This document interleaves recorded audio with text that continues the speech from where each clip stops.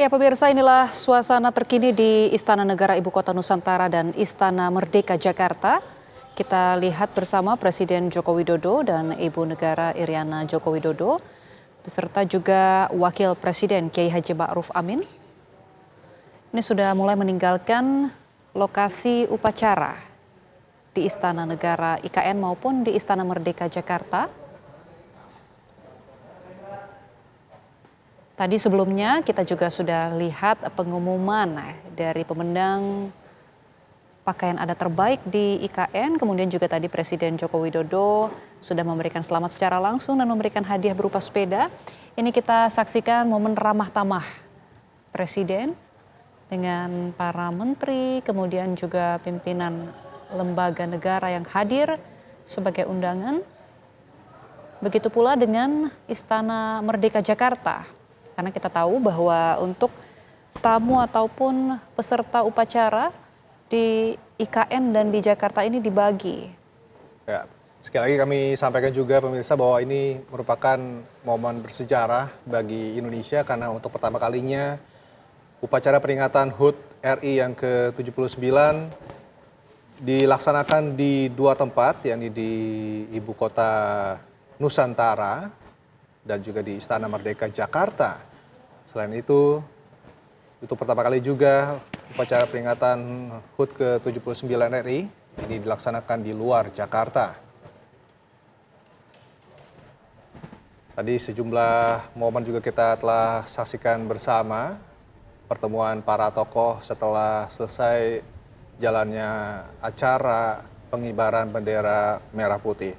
Dan nanti jam 15.45 waktu Indonesia Tengah, pemirsa, akan ada pelaksanaan juga upacara penurunan bendera merah putih.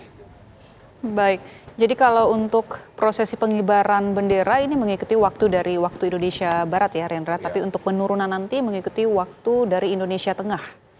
Nah, mungkin kita bisa tanya juga kembali sama Nilam ya. Sekarang kan sudah selesai upacara pengibaran. Nah, nanti untuk sore hari penurunan seperti apa persiapannya sih Nilam biasanya kalau dari pengalaman Nilam? Kalau dari pengalaman saya sendiri, untuk persiapan upacara penurunan bendera nanti itu kita pastinya akan di touch up ya oleh tim makeup artist kita. Kemudian persiapannya kembali dari tempat istirahat, kita menuju istana, kemudian kembali menunggu di ruang tunggu, kemudian sambil menunggu upacara dimulai, kita masih di ruangan tersebut. Termasuk nanti untuk posisi-posisi yang nantinya akan melakukan penurunan bendera juga baru diumumkan nanti sore? Betul, jadi untuk posisinya saat penurunan bendera pun sama sistemnya dengan kita saat penaikan. Jadi rekan-rekan yang penurunan itu baru mengetahui di daerah persiapan seperti itu. Nah, ini biasanya tugas yang pagi di sore nanti ini akan seperti apa tugas-tugas yang akan dilakukan ya? Untuk tim pagi di sore nanti akan bertugas sebagai gordon seperti tim sore saat pagi hari. Jadi bergantian ya? Siap, betul. Gordon itu semacam apa? Penjaga atau gimana tuh? Gordon itu semacam kalau bisa dibilang seperti pagar ayu mungkin ya. Oh iya. Untuk dilewati oleh Bapak Presiden beserta pejabat yang lainnya seperti itu. Baik, berarti kalau untuk di prosesi penurunan bendera nanti sore, Nilam, itu posisinya apa saja sih yang menjadi mungkin memegang peran utama ya, tugas utama? Sebenarnya untuk penaikan dan penurunan sendiri, untuk posisi yang peran-peran itu sebenarnya sama saja ya, tidak ada perbedaan sih. Berarti untuk latihan selama beberapa waktu sebelum ini akan sama semua, berarti semua harus menguasai baris berbaris dari tiap-tiap posisi seperti itu? Ya, betul sekali. Cuma memang ada perbedaannya sedikit, yaitu di mana kalau misalnya penaikan kita naik tangga terlebih dahulu untuk mengambil bendera, kemudian saat penurunan nanti naik tangganya setelah kita menurunkan benderanya dahulu, baru kita naik tangga untuk mengembalikan bendera tersebut, seperti itu. Baik, nah mungkin Nilam juga boleh cerita ya untuk setelah penurunan, kemudian selanjutnya penyerahan bendera tersebut akan disimpan seperti apa? Kalau misalkan untuk penurunan, bendera setelah diturunkan dilipat oleh tim pengibar, kemudian dikembalikan lagi ke baki yang baki kayu jati yang saya bilang di awal seperti itu. Kemudian nanti dari tim kirap akan mengirap bendera lagi kembali ke Monas seperti itu. Baik, tapi untuk nanti proses penurunan hingga pengambilan bendera, tapi apakah akan ada latihan khususnya juga nggak sih yang dilakukan? Sebenarnya untuk latihan khususnya sih tidak ada. Semuanya itu sudah termasuk dalam latihan selama 1 bulan tersebut. Kemudian hanya peletakan pelaksanaannya saja yang sedikit berubah seperti saya jelaskan sebelumnya tadi. Mungkin bedanya seperti apa nih Lam, bisa diceritakan? Perbedaannya itu yang pertama untuk pengibaran itu kan untuk pembawa bakinya naik di awal, kemudian mengambil bendera di presiden, kemudian melaksanakan pengibaran. Kemudian kalau misalkan untuk penurunan itu melaksanakan penurunan benderanya terlebih dahulu, baru dikembalikan ke presiden. Baik, nanti kita akan kembali bicarakan ya untuk proses penurunannya seperti apa. Namun usai jeda berikut tetaplah bersama kami di Kabar Khusus TV One.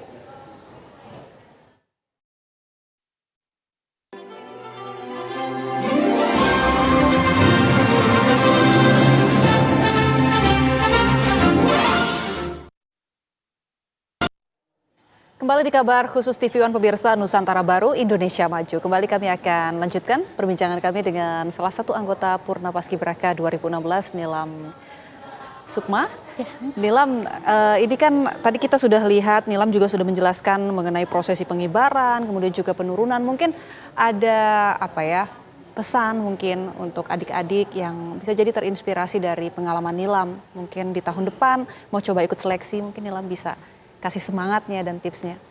Oke, untuk adik-adik yang berencana dan mempunyai cita-cita untuk menjadi seorang paskibraka seperti itu, sebenarnya hal yang perlu disiapkan yaitu diri sendiri, kemudian persiapan fisik, kemudian persiapan mentalnya, kemudian jangan lupa harus dalam restu orang tua seperti itu ya, karena doa orang tua itu yang paling utama. Ya, persiapan memang yang terlihat di layar kaca paskibraka itu terlihat anggun, terlihat hebat, baik semuanya, tapi kan di balik itu semua pasti ada proses yang harus dilewati seperti itu. Mungkin latihannya berat atau ada kendala-kendala selama pelaksanaan latihan, tapi hal-hal tersebut tentunya harus dilewati dengan semangat gitu ya. Jadi pokoknya jangan putus asa, dan apabila untuk adik-adik yang belum berkesempatan, mungkin memang masih banyak jalan lain untuk adik-adik mengabdikan diri gitu ya, untuk sukses dalam berprestasi seperti itu. Nah, itu kan pasti saat ikut seleksi harus ada dispensasi juga dari sekolah. Nah, ini untuk mengejarnya itu seperti apa, kan pasti butuh waktu lama untuk mengikuti seleksi ini biar prestasi tetap bisa tercapai di sekolah dan juga di paskibraka bisa sukses. Apa yang harus dilakukan? Sebenarnya hal yang harus dilakukan adalah konsisten ya.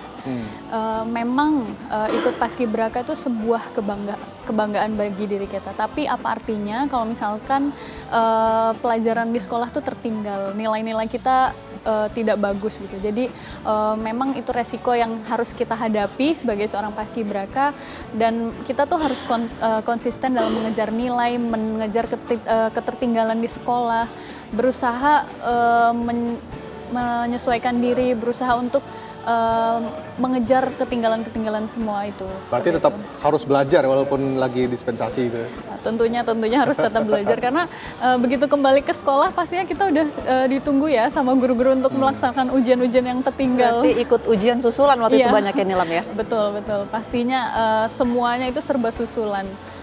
Gimana kiat Nilam waktu itu membagi waktu ya, tentunya ya, membagi waktu, di satu sisi harus latihan, ada karantina, juga harus belajar nih untuk memenuhi kewajiban akademik ya? Iya, betul.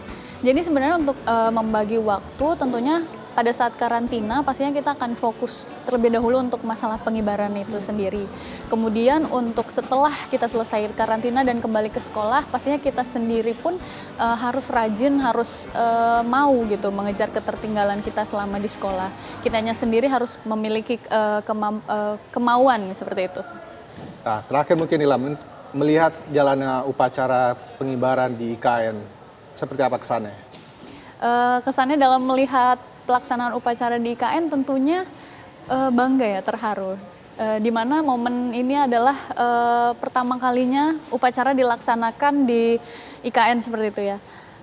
Bagi seseorang yang pernah menjadi paskibraka dan pernah mengibarkan bendera juga di istana, pastinya turut bangga, turut senang, apalagi upacara sudah dilaksanakan dengan sukses. Seperti itu. Baik, terima kasih Nilam Sukma sudah berbagi pengalaman, berbagi kesan dan juga tadi pesan semoga cerita Nilam, pengalaman Nilam bisa menjadi inspirasi bagi adik-adik generasi muda penerus bangsa dan tentunya juga doa terbaik dan harapan yang luar biasa untuk tanah air kita di umurnya atau usianya ke-79 tahun ini. Baik, terima kasih Nilam dan pemirsa.